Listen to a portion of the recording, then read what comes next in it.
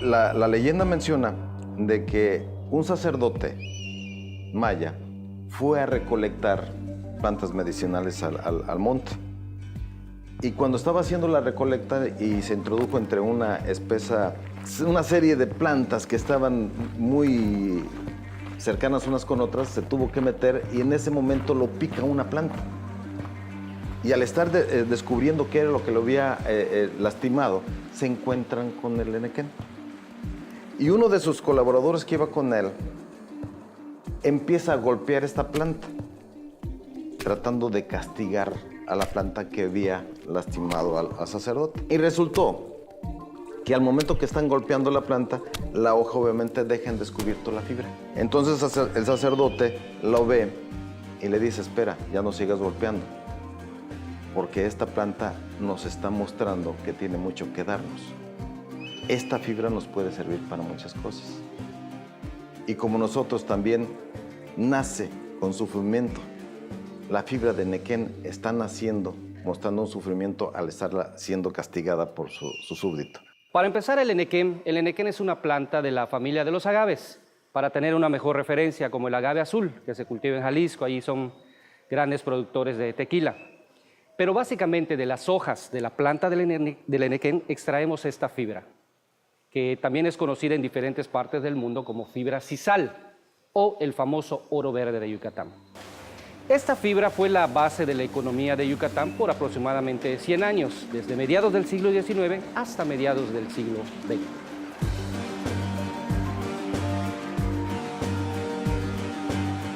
En 1850 aproximadamente es cuando se empieza ya a tener superficies sumamente grandes de nequén para la producción de fibra, al grado que más o menos en 1870 casi el 90% a nivel mundial de los utensilios que eran producidos con fibra de nequén era producida aquí en Yucatán.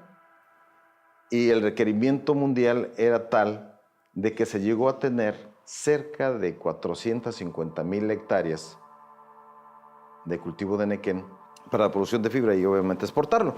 Yucatán se convierte en el Estado de México con mayor bonanza económica. Era el estado que no tenía problemas económicos. Las haciendas enequeneras no fueron más que una transformación de las antiguas estancias de ganado mayor, vacuno y caballar de los tiempos de la dominación española. Empezaron como granjas para complementar las entradas económicas de los encomenderos que en un principio fueron magras. Y entonces fueron sembrando terrenos comprados a los indígenas o a las comunidades indígenas para crear lo que fueron aquellas estancias. A fines del siglo XVIII ya llegaban a más de 300. Entonces, esas estancias, al surgir la industria enequenera, se convirtieron en haciendas enequeneras. En estas haciendas enequeneras no nada más se producía enequén, porque obviamente las haciendas enequeneras llegaron a ser tan importantes y una superficie tan grande que en ellas obviamente vivía la gente que en teoría era propiedad de las haciendas enequeneras. Que por supuesto que también parte del auge del enequén fue porque se les pagaba muy poco a los trabajadores. Dentro de la hacienda estaba todo el aparato para poder procesar el enequén. Desde lo que eran los cultivos, los trabajadores que iban a hacer las labores y a cortar el enequén y llevarlo a la hacienda donde estaba la maquinaria para procesar el enequén. Y tenían obviamente sus espacios para hacer el secado de la fibra de nequén y también para almacenar la fibra de nequén. La guerra de castas afectó a todo Yucatán. La guerra de castas fue un fenómeno cruel, un fenómeno terrible para Yucatán. Fue una guerra de exterminio de los indígenas que se sublevaron y que atacaron a toda la población blanca. Ya la industria enequenera estaba en camino, ya se sembraba enequén en las haciendas y por tanto la industria, la guerra de castas retrasó la industria enequenera. Va bajando la algidez de la guerra de castas, va despuntando primero muy suavemente y surge como la necesidad de impulsar una nueva actividad ante la destrucción de la actividad punta que era la industria azucarera en la primera mitad del siglo XIX.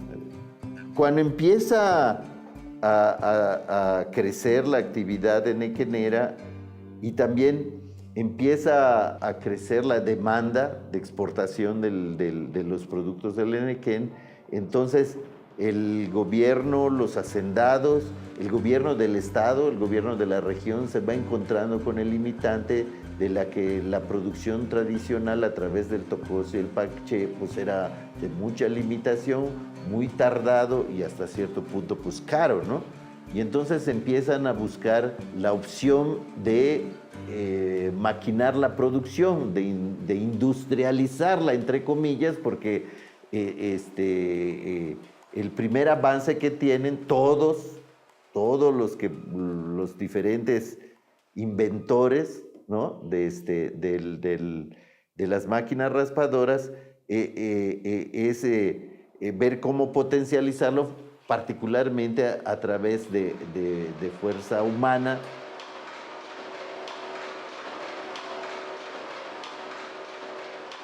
Como se necesitaba mucha fuerza de trabajo para extraer la fibra del enequén y demasiadas horas para lograr obtener la producción, hubo la necesidad de que el gobierno de Yucatán lanzara una convocatoria. En este caso, el gobernador de Yucatán, Miguel Barbachano, en el 52, lanza una convocatoria para que gente con capacidad de invención lograra fabricar una máquina que raspara el enequén y lograr así de cierta manera que la producción aumentara. En esta convocatoria de 1852, el gobernador Barbachano menciona que se le iba a entregar 2,000 pesos de premio al que inventara la máquina de raspar el enequén. La idea era que fuera mucho más rápido, más económico, y también se manejaba un poco el esquema de que fuera más humanitaria también el proceso de extracción de fibra, porque obviamente la extracción manual o la extracción rústica era muy complicado para los mismos campesinos. El enequén tiene un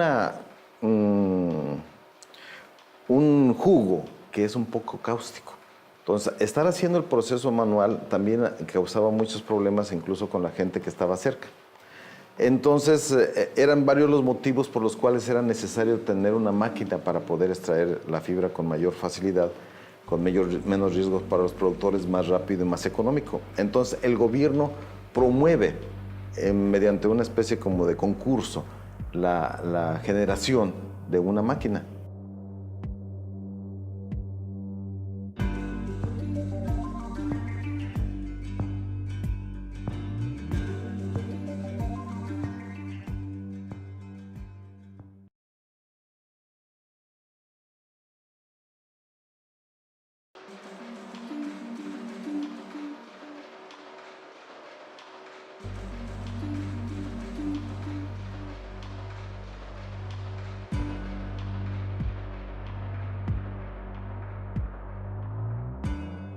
Cecilio Villamor y Armendáriz inventó el famoso cilindro Villamor. Los hacendados de la época le dieron 14,000 pesos para que la máquina fuera fabricada en Nueva Orleans. La máquina funcionó bien al principio, pero luego la máquina fue teniendo problemas que cada vez se hicieron ver como problemas muy serios. Se trababa la máquina destrozaba las fibras de Enequén y las máquinas tronaban. Don José Esteban Solís era un mecánico. Se dedicaba a componer toda clase de máquinas. Y él, a través del tiempo, llegó a inventar su famosa rueda Solís. Bien, esta máquina, que como puedes ver, ahí en la parte de abajo hay unos rollos de hojas, ¿sí? Tiene una especie de elevador que pues obviamente estos rollos van subiendo. Aquí unas personas en la parte de arriba van acomodando hoja por hoja, de tal manera que estas hojas van entrando, van al interior de la máquina. La máquina tiene una especie de boca de bronce, de tal manera que va a torcer, va a separar esta fibra. En la parte final de la máquina vas a ver cómo la fibra ya unas personas la están recibiendo. Obviamente la fibra no se rompe porque es muy resistente. Ya a partir del 57, con el gobierno de José Méndez,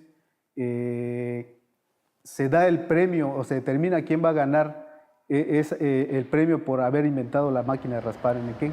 Y resulta afortunado José Esteban Solís. Y José Esteban Solís pasa a la historia como el que inventó la máquina de raspar en Enequén. Claro está que esto ocasionó que su contrario, Cecilio Villamor, se inconformara. Y fue tanto, ahora sí, que la situación de conflicto de intereses entre estos dos personajes, que fue una situación que llegó hasta ser ventilados en los tribunales locales en Yucatán.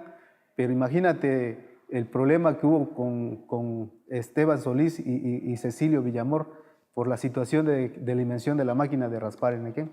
Con la valoración que hace el gobierno del Estado, determina que la que era más efectiva en ese momento era la de Esteban Solís. A él, de hecho, se le concede ese premio de 2,000 pesos. Y con ella se empezó ya a incrementar la producción enequenera.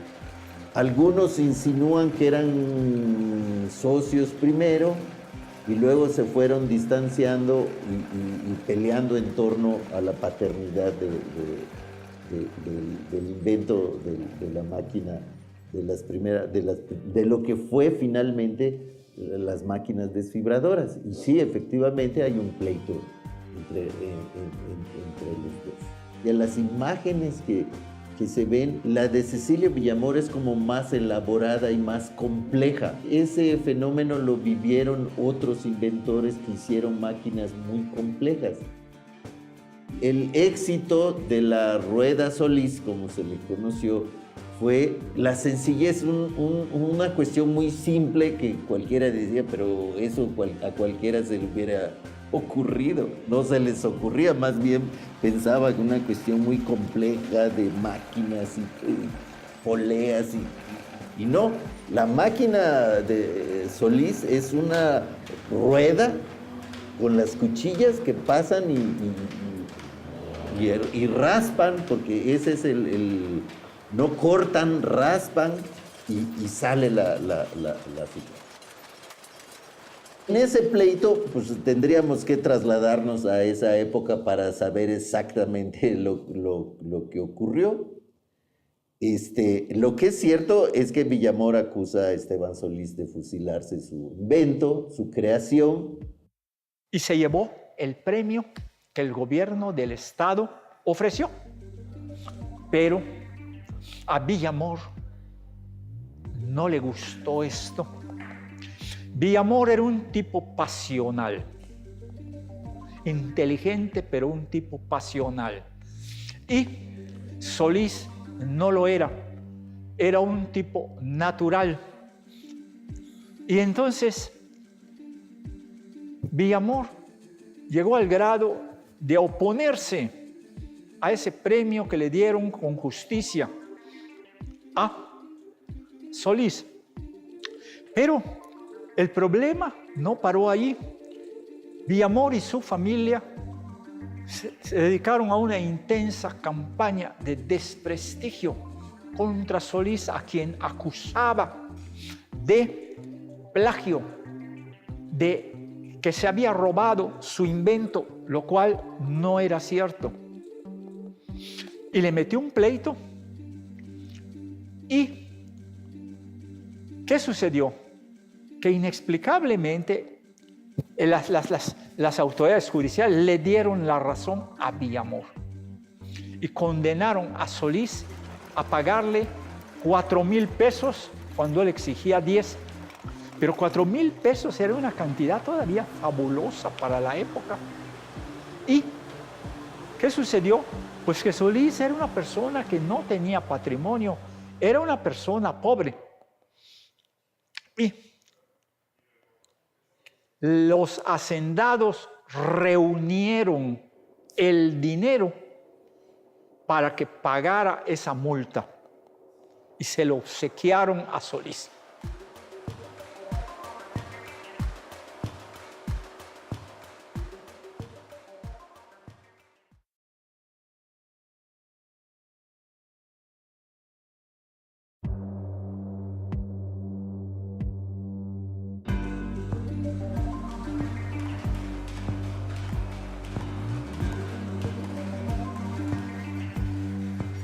Es muy importante el diseño que tuvo esta primera máquina. ¿Por qué? Porque a final de cuentas, lo que cambió en el siglo XX fue el motor. O sea, la fuente de poder de la desfibradora fue prácticamente lo que cambia. O sea, en realidad fue muy importante el diseño porque el diseño hasta ahora se conserva. De aquí obviamente vamos viendo que el Enequén juega un papel muy importante en el desarrollo de la península.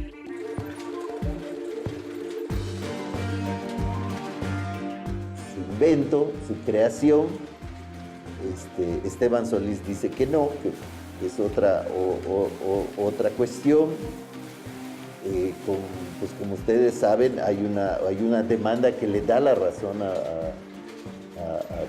Villamor, a Cecilio Villamor, le da la razón, la verdad jurídica, digamos, está de parte de Cecilio Villamor, pero la aclamación, el público dice que no. En Yucatán el consenso era popularmente que la rueda de Esteban Solís era mejor y que no tenía nada que ver. Incluso se dice que los hacendados, comerciantes y público en general reúnen los 4,000 pesos que le tiene que pagar de daño moral, lo que ahora sería daño moral, a Esteban Solís, a Villamor.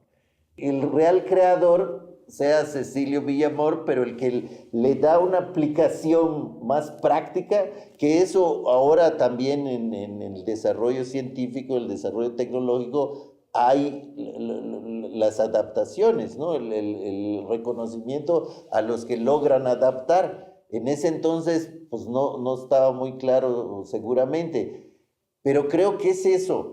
La adaptación de la rueda Solís es más eficiente, más práctica, más sencilla y por lo tanto de más fácil multiplicación, y eso es lo que le da el mayor reconocimiento. Villamor era un tipo inteligente, pero las personas que a veces no controlan sus pasiones, pues si les toca un caso trascendente, pues sus errores van a la par, son trascendentes también.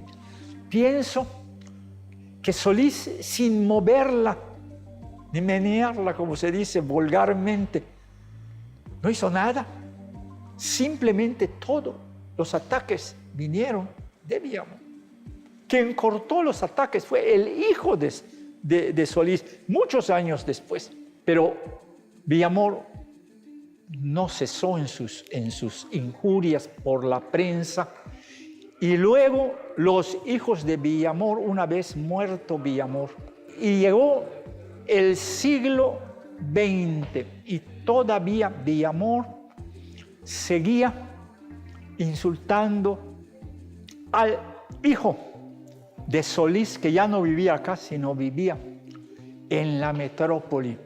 Era abogado y llegó a ser un abogado notable y tuvo que defenderse en la prensa contra los ataques de Villamor, por ofensas a su padre, el inventor de la rueda Solís.